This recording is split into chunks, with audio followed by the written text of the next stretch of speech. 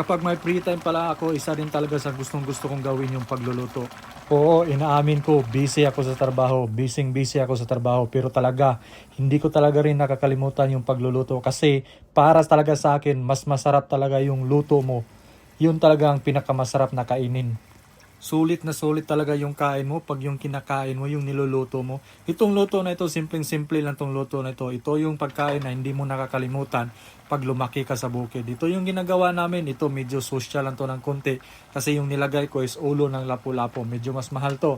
Pero ang kasing sarap pa rin to sa lutong bukid. Tapos may malunggay. Ito talagang malunggay. Sulit din talaga ito. Tapos itong sabaw nito, nako, talagang mapapaaham ka talaga sa sarap. Ganito lang to pero wala talaga. Yung pagkain talaga nito, yung rice, mauubos mo talaga. Mapaparami ka talaga ng kain.